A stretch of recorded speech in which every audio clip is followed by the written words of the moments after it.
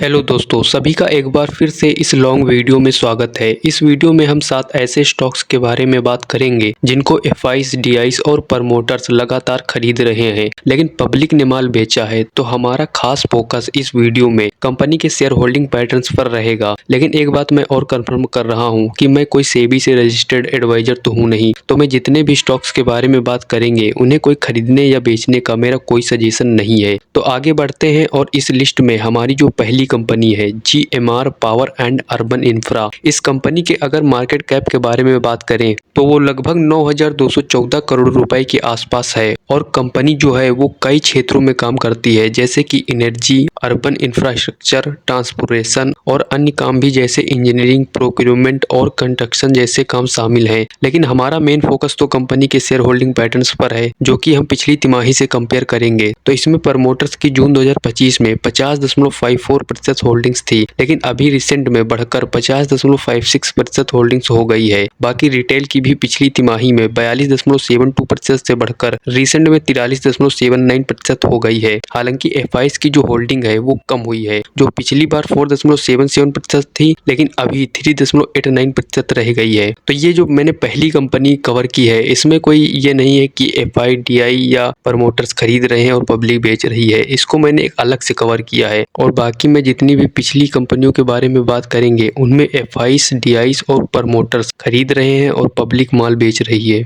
अब हम आगे बढ़ते हैं और हमारी जो सेकंड कंपनी है क्यूपिड एलटीडी, ये जो कंपनी है ये मेल्स और फीमेल्स के लिए कंडोम बनाती है और इनका जो ये बिजनेस है वो काफी बड़े पैमाने पर है। अगर कंपनी के शेयर होल्डिंग्स के बारे में बात करूं तो इसमें जो प्रमोटर्स की होल्डिंग है वो पिछले तिमाही 42.52% थी, लेकिन अभी वो बढ़कर 45.55% हो गई है। बाकी एफआईस की 1% से भी कम थी, लेकिन अभी वो बढ़कर 2.58% हो गई है और म्यूचुअल फंड्स की 0.11% थी, लेकिन अभी वो बढ़कर 0.16% हो गई है। तो इसमें तीनों की बढ़ी है, एफआईस, डीआईस, प्रमोटर्स की। तो फिर घटी किसकी है? पब्लिक की, जो पिछली बार 56.43% थी, लेकिन अभी 51.52% रह गई है। अब आगे बढ़ते हैं और हमारी जो थर्ड कंपनी है आशापुरा मिनिचेम एलटीडी, ये जो कंपनी है ये माइनिंग से रिलेटेड कार्य करती है और कंपनी का जो मार्केट कैप है वो लगभग 6600 करोड़ रुपए के आसपास है। अगर आप कंपनी के शेयर होल्डिंग पैटर्न्स के ऊपर आएंगे तो इसमें जो प्रमोटर्स की होल्डिंग है वो पिछली तिमाही 47.75% से बढ़कर 47.79% हो गई है। बाकी एफआईएस की 16.42% से बढ़कर 18.01% हो गई है और अदर डोमेस्टिक की 0.14% से बढ़कर 0.23% हो गई है। तो अब तीनों की बढ़ी है, तो फिर घटी किसकी है? पब्लिक की,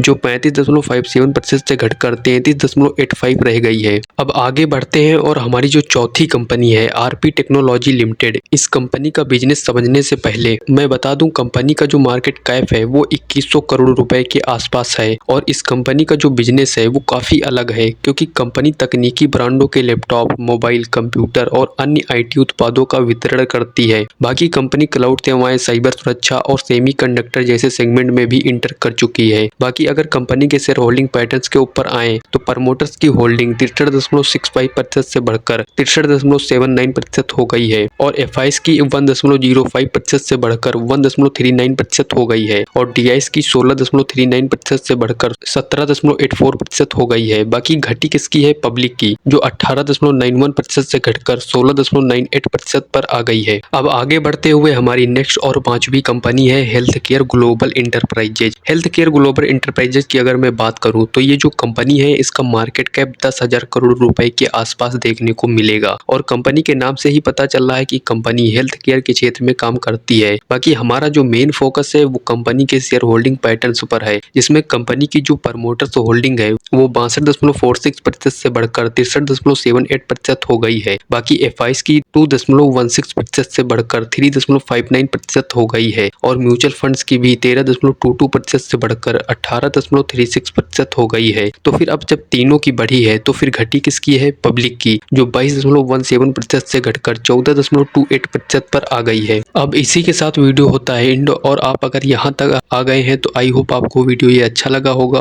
और आपको इसीलिए बड़ा सा थैंक यू और लव यू।